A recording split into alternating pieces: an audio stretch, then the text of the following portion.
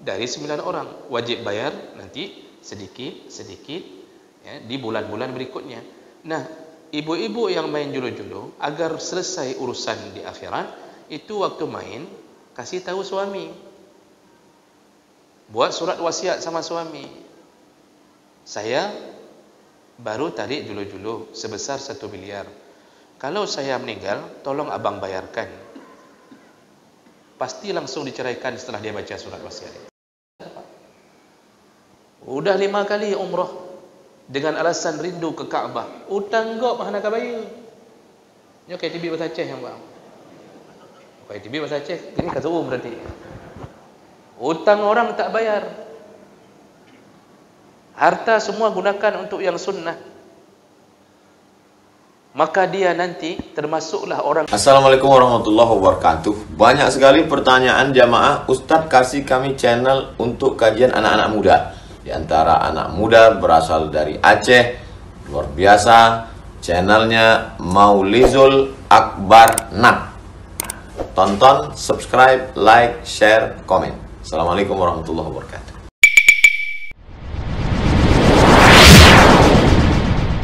Assalamualaikum warahmatullahi wabarakatuh. Innal hamdalillah nasta'inuhu wa nastaghfiruh wa na'udzu bihi min shururi anfusina wa min sayyiati a'malina. May yahdihillahu fala mudilla lahu wa may yudlil fala hadiya lahu.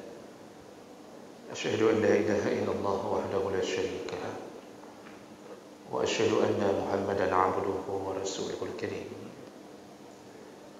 اللهم صل وسلم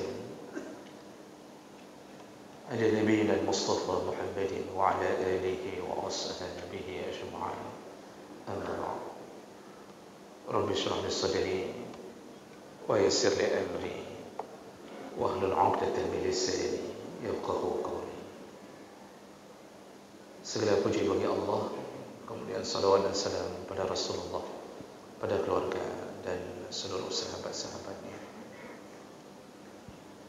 Ya Allah, muliakan insyaAllah jamaah salat maghrib dan Isya,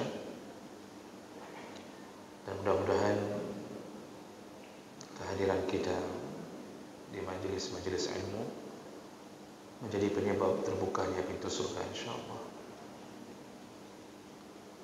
Bapak Ibu yang Allah muliakan, kita masih membahas tentang fadilah mati syahid.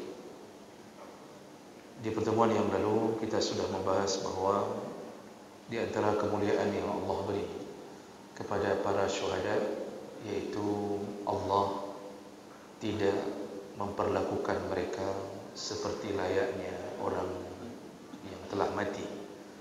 Allah menyambung hidupnya dengan berbagai kebahagiaan.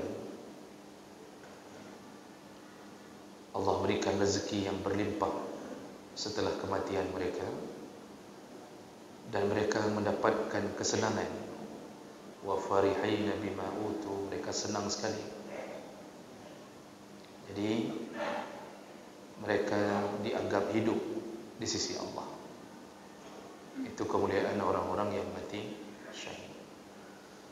Baik, kita lanjutkan berikutnya. Fadilah berikutnya, orang-orang yang mati syahid diampunkan dosa-dosanya dari awan tetesan darah yang menyebabkan kematiannya. Syuhada ini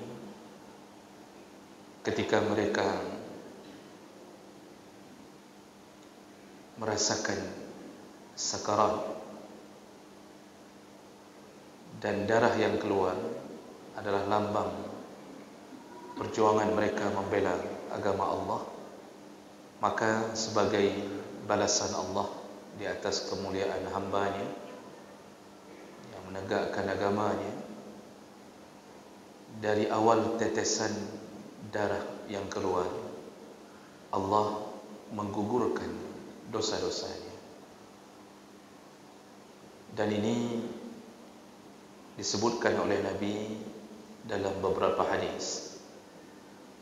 Di antaranya Rasulullah mengatakan, hadis dari Al-Miqdam bin Ma'di, qala Rasulullah sallallahu alaihi wasallam, Rasulullah berkata, lisyahidi indallahi sittu khisal. Orang yang syahid itu di sisi Allah dia mendapatkan 6 kemuliaan. Dan kemuliaan yang pertama, yughfaru lahu fi awwali daf'atin, diampunkan dosa-dosanya dari awal terpancarnya darah. Diampunkan dosa-dosanya dari awal terpancarnya darah, fi awwali daf'ah. Kemudian dalam hadis yang lain, ini sebenarnya ada 6, tapi hadisnya panjang, nanti yang 6 akan kita urut berdasarkan fadilah masing-masing. Dikuatkan lagi dalam hadis yang lain, Rasulullah sallallahu alaihi wasallam juga mengatakan, sittu khisalin ay yaghfir lahu fi awwali daf'atin min dammi. Syahid mendapatkan 6 kelebihan, dan salah satunya adalah diampunkan dosa-dosanya dari pancaran darah yang pertama.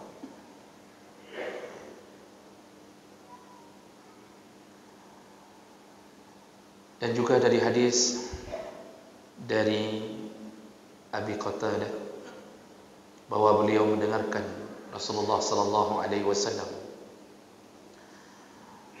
berkata, innal jihada fi sabilillah wal imanu billah afdalul a'mal.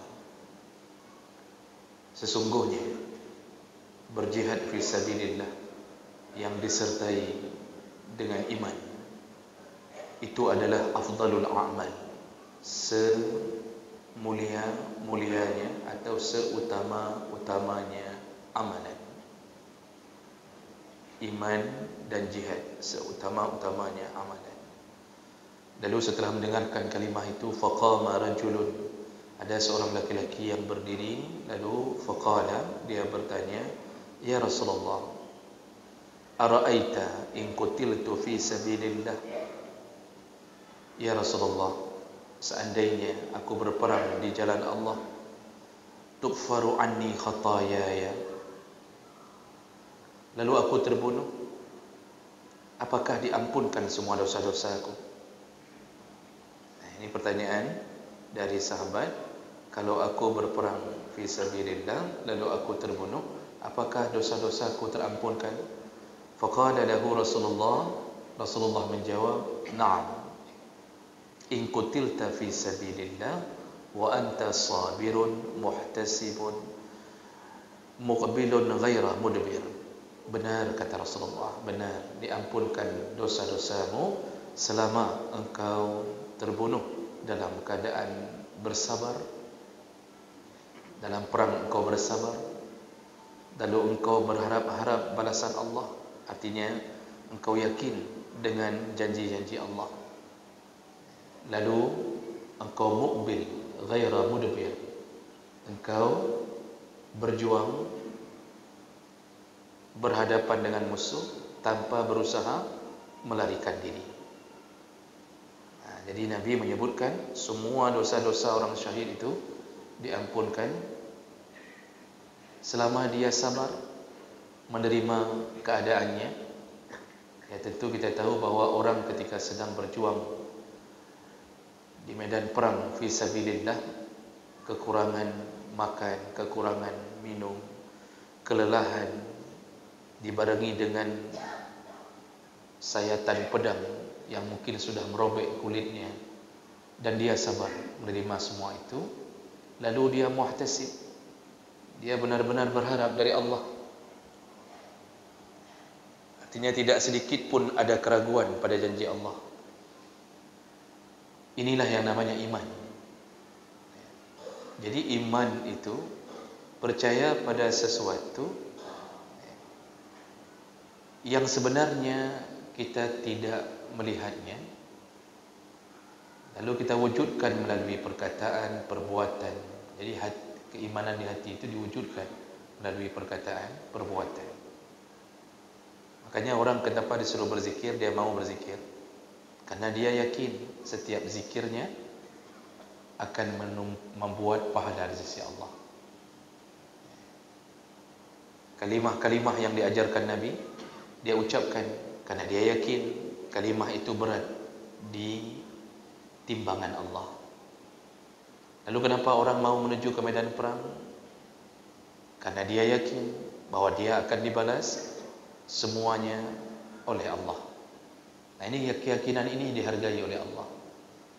Jadi kita kalau melakukan sesuatu, kata Nabi, itu harus ada sifat muhtasib. Makanya dalam Ramadan pun kan disebutkan man shama imanan wahtisaban. Barang siapa yang berpuasa dengan iman lalu dengan ihtisab, penuh harap dari Allah. Penuh harap. Dia tidak ada sedikit pun keraguan. Kita ini kalau kerja di satu perusahaan, Pak, kita penuh harap, juga diiringi dengan keraguan-raguan. Hati keraguan-raguan, ini nanti gaji kita dibayar enggak nih? Kalau dibayar penuh enggak nih? Bagaimana kalau bosnya tidak mau bayar? Masih ada keraguan. Itu kalau dengan manusia. Kalau dengan Allah tidak boleh ada itu. Kalau ada itu berarti iman kita bermasalah. Kita harus yakin kita dibayar. Harus yakin kita dibayar. Memang dibayarkan. Allah tidak akan langgar janji seperti bos-bos yang ada di dunia melanggar janji. Tidak. Allah beli. Innallaha ashtara minal mu'minin. Allah beli. Apa yang dikeluarkan oleh mukmin, harta mereka, jiwa mereka, Allah beli, kata Allah. Padahal yang kasih modal Allah. Begitu kita sudah memproduk dari modal itu, ternyata dibeli kembali oleh yang memberi modal. Bayangkan. Ini penuh di dalam dada. Makanya Nabi mengatakan, orang berjihad itu, kalau dia punya sifat sabar, dia yakin dengan semua balasan Allah, lalu dia berharap hanya itu, lalu kemudian keadaannya benar-benar maju di medan perang tanpa berusaha untuk melarikan diri. Tidak ada usaha melarikan diri. Artinya dia tidak takut menerjang musuh. Maka diampunkan dosa-dosanya. Lalu kemudian Rasulullah sallallahu alaihi wasallam bertanya ke orang ini kembali, "Kaifa qulta?" Tadi yang kamu sebutkan bagaimana? Jadi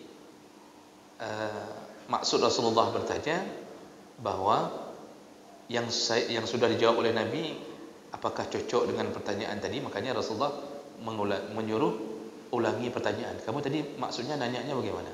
Ditanya lagi oleh laki-laki ini, "Ara'aita in qutiltu fi sabilillah atakfuru anni khataayaya?"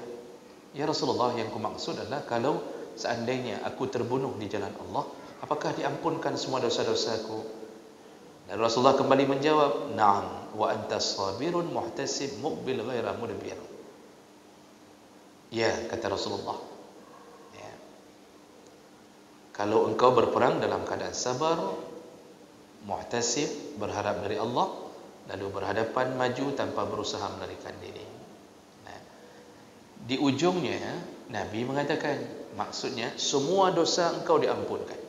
Tapi di ujung hadis ini Rasulullah mengatakan, illa, kecuali ad-dain, kecuali dosa hutang. Fa inna Jibril alaihi salam qala li zalik. Jibril lah yang mengatakan kepadaku tentang itu. Nah, jadi Nabi memberi isyarat, ini hadis riwayat Muslim dengan derajat yang sahih. Nabi memberi isyarat bahwa dosa-dosa orang yang berjihad fi sabilillah itu semuanya diampunkan Allah, semuanya. Tapi diberi istisna, diberi pengecualian. Nah, pengecualian itu yang kita harus hati-hati. Sekaligus kita harus waspada, ternyata ada dosa yang tidak dimaafkan Allah walaupun posisi sebagai orang yang mati syahid. Ini perlu dipahami betul Karena ada orang yang selama ini merasa diri syahid, padahal ada dosa yang menghalangi dia mendapatkan ampunan Allah.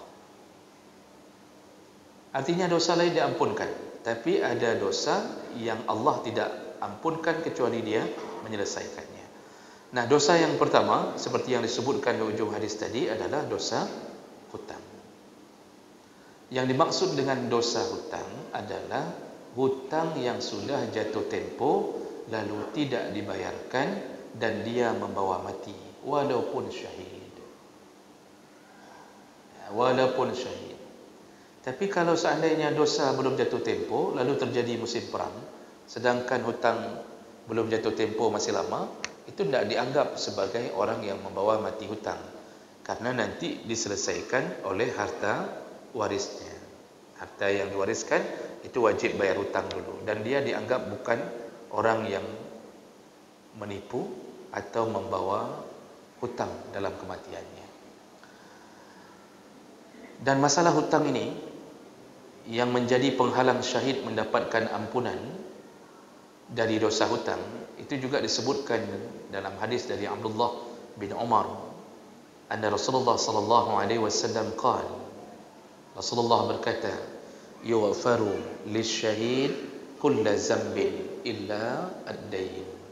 Diampunkan untuk orang syahid semua dosa, kulla zambin, semua dosa, illa, kecuali ad-dain, kecuali dosa hutang.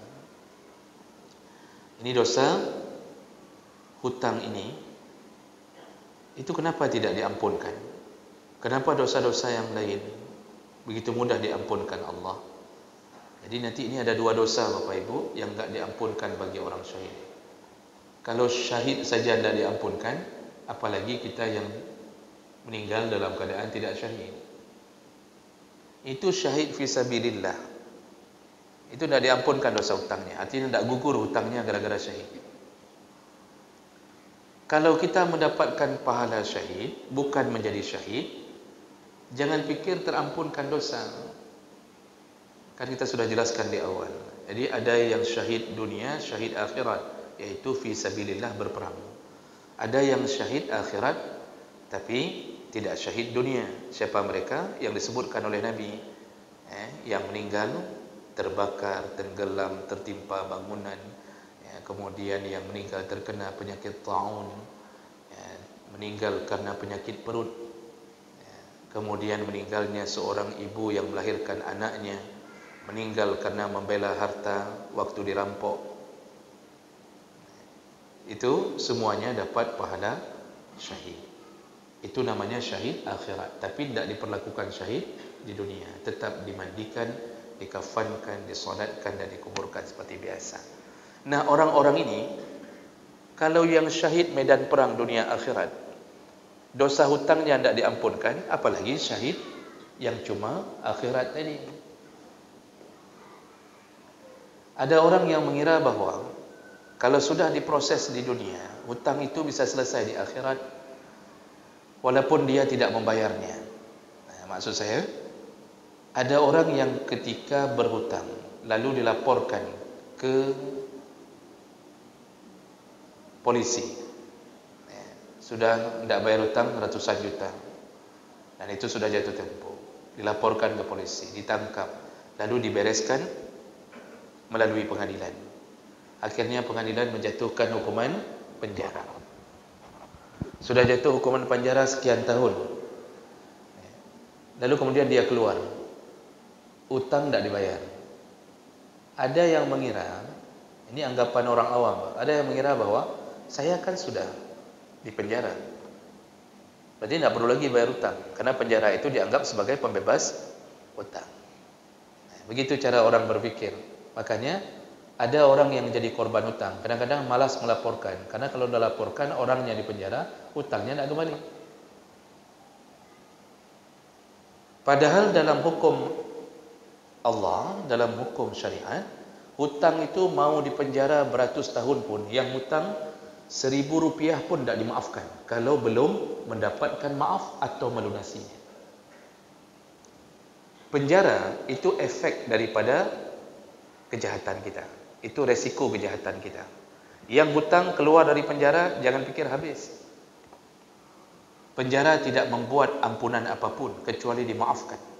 Maka harus mencari kemaafannya. Urusan hutang ini panjang. Sampai di akhirat pun tidak selesai kalau belum berhadapan di pengadilan Allah. Lalu kemudian Allah Subhanahu Wa Taala menyelesaikannya dengan cara disuruh bayar dengan amal saleh. Jadi kalau orang berhutang pernah melakukan amal saleh dan dia kemudian mati dalam keadaan membawa hutangnya, maka amal salehlah yang menjadi alat untuk membayar hutang-hutang itu.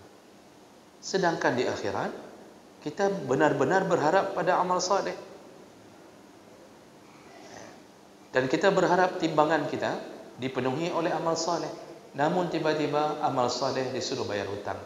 Bagaimana sedihnya orang, bagaimana meruginya orang yang melakukan salat dia, yang puasa Ramadan dia, yang pergi umrah berkali-kali dia, haji sudah, zakat sudah bayar, hutang masih tersisa. Habis semua amal, yang capek di dunia kita, tapi amal itu untuk orang. Kapan disuruh bayar hutang? Itu salah satunya. Nanti kejahatan-kejahatan yang lain juga begitu. Pernah zalimi orang, pernah tumpahkan darah orang, pernah mencaci orang, melukai hatinya yang belum dimaafkan. Semua amal soleh bayar. Begitu amal soleh tidak cukup, kata Nabi, maka diambillah keburukan atau dosa-dosa dari korban. Makanya kita yang korban-korban hutang ni, kan kita banyak korban hutang, Pak. Saya lihat wajah-wajah bapak juga wajah korban-korban hutang ni rata-rata. Jadi ini semua diambil dosa kita lalu dicampakkan ke orang tersebut selama hutangnya belum habis. Bisa jadi dengan kita 100 juta, dengan orang lain yang sudah kena tipu puluhan orang. Begitulah Nabi menyebutkan keadaan orang yang disebut muflis, bangkrut. Datang di akhirat membawa banyak amal, ternyata habis untuk membayar kezalimannya di dunia. Salah satu kezaliman yang disebut Nabi adalah tidak membayar hutang ketika sudah mampu dan sudah jatuh tempoh. Makanya Rasulullah mengatakan, matlul ghani dhulmun, menunda-nunda hutang bagi ghani, bagi yang sudah mampu, zalim. Menunda hutang bagi yang sudah mampu, zalim. Hutang wajib, sedekah sunnah. Kenapa dahulukan sedekah? Seharusnya semua penghasilan lebih bayar hutang. Ini sedekah di mana-mana, Pak. Tapi hutang tak bayar. Yang wajib dia tinggalkan, yang sunnah dia kejar. Ini bodoh namanya. Hutang banyak, puluhan juta. Tapi tiap-tiap tahun umrah, tiap-tiap tahun umrah. Pantang dapat formulir umrah, spanduk, lihat flyer apa saja yang dikirim-kirim umrah promo. Masya Allah, 26.999.000 plus Taif. Langsung daftar, Pak. Udah 5 kali umrah dengan alasan rindu ke Kaabah. Utang gop mana kabaya.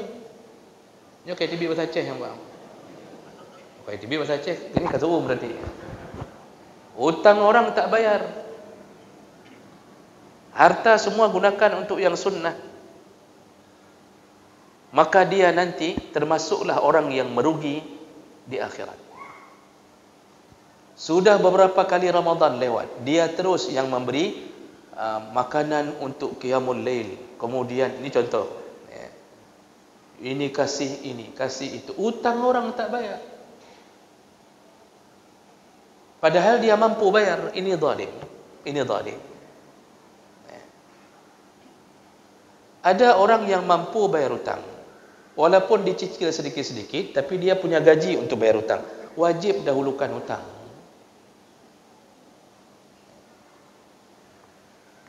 Kalau orang yang meninggal, hartanya tidak boleh dibagi warisan kecuali selesaikan dulu hutang, maka bagi orang hidup itu lebih utama untuk dilaksanakan. Yang paling menyakitkan lagi, dia membangun fasilitasnya. Rumah semakin besar, mobil ganti-ganti, HP asal keluar merek terbaru dia duluan di depan. Semua prasarana lengkap. Pantang ada sesuatu yang dia inginkan, dia bisa beli. Sampai kulkas di rumahnya 3 pintu. Biasa kita 2 pintu sudah cukup, dia 3 pintu. 1 pintu untuk memasukkan istrinya kalau lagi ribut, agar mencair suasana, agar dingin. Itu sanggup dibelinya 7 juta di blok. Hutang nak bayar. Ini orang Masya Allah, dia nak mikir orang syahid paling mulia di sisi Allah. Urusan hutang piuh, kata Allah. Tak selesai urusan hutang. Makanya dari semua hadis-hadis tentang bahayanya berhutang, maka sampai syahid tak diampunkan dosa. Imam Nawawi menjelaskan, karena hadis-hadis itu dalam riwayat Muslim. Imam Nawawi menyebutkan, saya bacakan terjemahnya saja.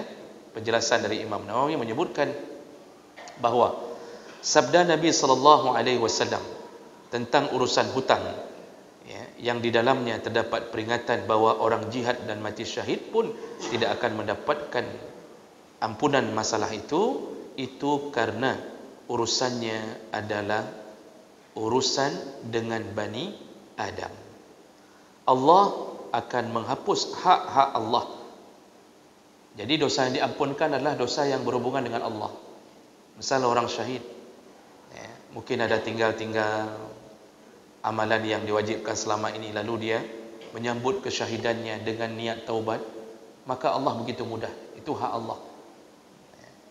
Tapi berurusan dengan hak Bani Adam, Allah tidak akan menghapusnya sampai diselesaikan dengan anak Adam tersebut. Makanya sebelum kita merencanakan untuk berjuang ke Palestin, bayar hutang dulu. Hai, boleh sedekah Palestin bagus, Pak. Tapi hutang bayar. Jadi jangan sampai nama kita ada di dalam list orang yang memberi di dalam perjuangan kita membela saudara kita. Waktu dilihat oleh orang yang korban hutang, orang yang memberi hutang, dilihat ada list nama kita. Sedekah untuk Palestin 2 juta. Dilihat oleh orang yang memberi hutang. Ke Palestin kaju, hutang ke hendak bayar. Itu kan orang kalau sudah marah begitu bahasanya. Ini hal yang patut kita jaga. Maka hidup itu tidak usah banyak sekali berhutang. Kalau perlu jangan berhutang. Hidup jangan berhutang. Orang-orang tua kita menasihati kita, berdirilah seluas tapak. Deng belok tapak, berdirilah seluas hanya tapak kaki, duduklah hanya seluas punggung, pantat bahasanya. Artinya, hiduplah apa adanya. Kalau kita cuma punya gaji di awal pekerjaan 1,2 juta, hanya cukup untuk beli sesuatu, telur 1 papan untuk sebulan, lalu sekolahkan anak, tak usah berangan-angan dulu untuk membeli yang tidak perlu. Cukup cari motor second, begitu hidup. Jangan berhutang. Ini untuk melampiaskan nafsu. Kadang tak tahan, dikasih diejek-ejek, disindir-sindir di sekolah bahawa itu masa udah ada gaji masih dengan sepeda ke sekolah. Langsung nafsu kita membara. Akibatnya apa? Kalau nafsu dituruti, biasanya jatuh ke dosa. Permainan kita apa? Ya sudah, mainnya main dunia riba, pinjam uang di koperasi simpan pinjam untuk membeli kenderaan, padahal uang tak cukup, lalu mulai berhutang. Maka semua settingan hutang hati-hati. Melakukan sesuatu yang terlibat dalam hutang itu pun wajib hati-hati kalau tak sanggup bayar. Contoh, main julu-julu. Itu main julu-julu, akadnya akad apa? Akad hutang piutang. 10 orang bermain, 1 orang yang tarik, berarti 9 orang memberikan hutang kepada 1 orang. Maka kita terhutang dari 9 orang. Wajib bayar nanti sedikit-sedikit ya, di bulan-bulan berikutnya. Nah, ibu-ibu yang main julu-julu agar selesai urusan di akhirat, itu waktu main kasih tahu suami, buat surat wasiat sama suami, saya baru tarik julu-julu sebesar 1 miliar. Kalau saya meninggal, tolong abang bayarkan. Pasti langsung diceraikan setelah dia baca surat wasiat itu. Bahaya hutang. Ada satu hadis, dulu sahabat takut sekali berhutang kalau sebelum syahid. Ini hadis ini terjadi pada ayahnya Jabir bin Abdullah, yaitu Abdullah bin Amr. Abdullah bin Amr kita sudah ceritakan di minggu yang lalu. Ayah Jabir itu orang pertama yang syahid di perang Uhud, yang Nabi menenangkan Jabir ketika melihat jenazah ayahnya tercabik-cabik. Jabir menangis, keluarga Jabir menangis. Lalu Nabi mengatakan, kenapa engkau menangis? Malaikat tidak meninggalkan ayahmu sampai diangkat, ya, artinya dia akan terus dibawa oleh malaikat. Lalu kemudian, tahukah engkau, kata Nabi, kita berbicara dengan Allah itu nanti semuanya pakai hijab. Artinya kita ini tidak bisa bicara dengan Allah langsung kecuali sudah masuk surga. Tapi ayahmu sudah bicara, kata Nabi. Ini hadis sahih, saya ulang minggu yang lalu. Ayahmu sudah bicara dengan Allah. Cara bicaranya dalam keadaan kifahan, berhadap-hadapan. Lalu ayahmu ditanya oleh Allah, apa yang engkau inginkan? Maksudnya, keinginanmu apa lagi? Jadi setelah mendapatkan semua kemuliaan, kebahagiaan, Allah tanya, ini Nabi yang bilang, apa lagi yang engkau inginkan?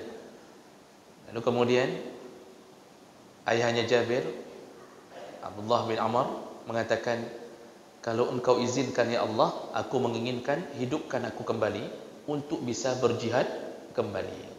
Kenapa minta itu? Karena dia sudah dapat kebahagiaan yang dia tidak sangka-sangka. Tidak sangka-sangka. Maka dia mengatakan, bahwa hidupkan aku kembali, ku jihad lagi ya Allah, ditusuk lagi, dibunuh lagi. Lalu Allah mengatakan, itu tidak boleh. Orang yang sudah digenggam rohnya tidak boleh balik. Kalau begitu, kata Abdullah, dalam keterangan Nabi, kabarkan kepada orang-orang yang belum syahid bahwa kami begitu bahagia. Itu maka dikabarkan ke kita bahwa begitu bahagianya orang-orang yang mati syahid. Itu Abdullah bin Amr, ayahnya Jabir. Namun ada hadis yang juga menyebutkan perkara ketika dia sebelum berperang, dia sudah punya firasat bahwa dia akan gugur. Dan ini disebutkan dalam hadis Bukhari. Abdullah bin Amr ketika akan terjun ke medan Uhud, dia memanggil anaknya Jabir bin Abdullah. Lalu dia mengatakan, inni la arani illa maqtulan fi hadhihi al-ghazwah. Wahai anakku, ayah merasa bahwa sepertinya ayah akan gugur di perang ini. Bal la'alli sa'akunu awwala syuhada'iha. Bahkan ayah merasa bahwa ayahlah orang yang pertama gugur. Itu namanya firasah.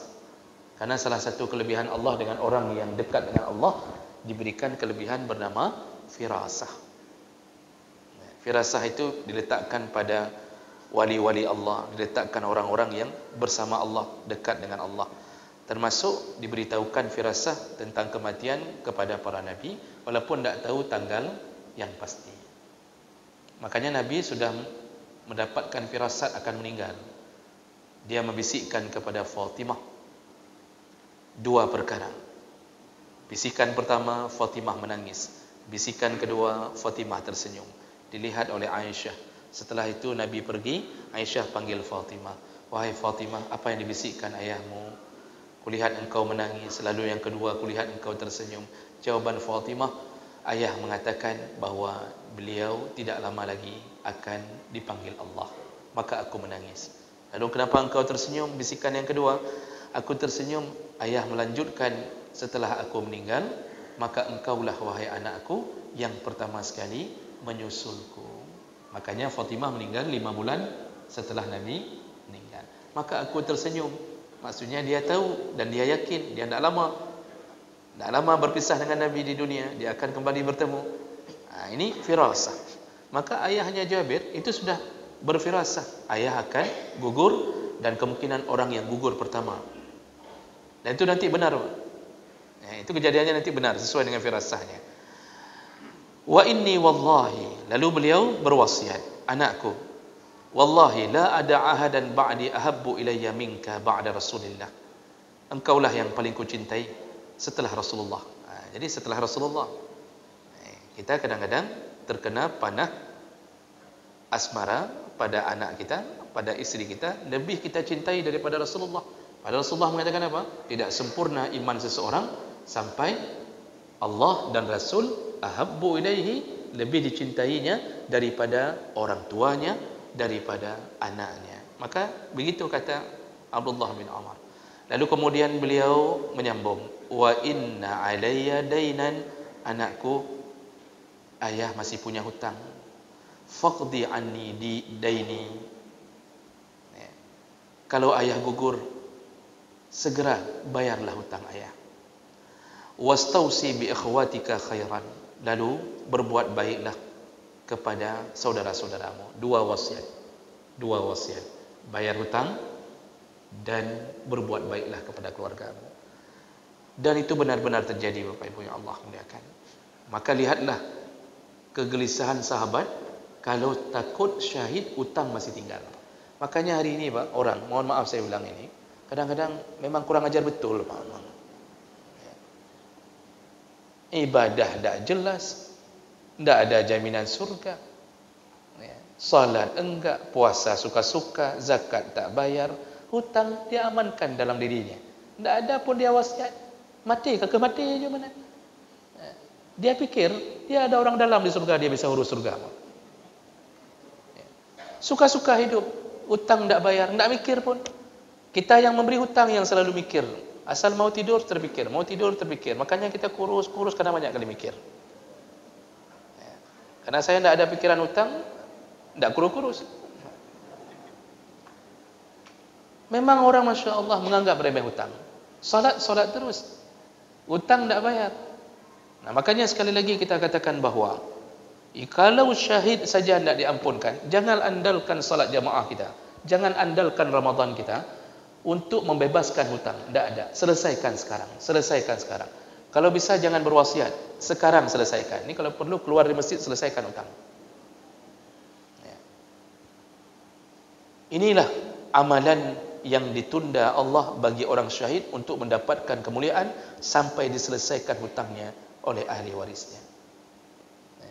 Ini dosa pertama penghalang syahid untuk mendapatkan kemuliaan, kecuali dia bebaskan hutangnya atau dimaafkan oleh orang yang memberi hutang padanya. Kita ini kalau dalam urusan hutang jangan disuruh, enggak boleh husnudzan Pak, harus suudzon. Ini penyakit. Jadi ada orang yang masih punya hutang sama orang, dia husnudzan, enggak, orang itu baik kok, pasti dia udah maafkan hutang saya. Enggak boleh husnudzan dalam urusan hutang. Kita harus suudzon, ini pasti dia marah nih, dia pasti nunggu-nunggu saya nih. Itu yang harus selesaikan. Ini enggak, kita husnudzan, tenang aja. Itu orang tuh hatinya lembut sekali. Kita enggak bayar hutang pun enggak apa-apa, pasti dia maafkan nanti. Itu salah. Enggak boleh husnudzan dalam hutang. Bayar. Bukan husnudzan, bayar. Nah, ini dosa pertama.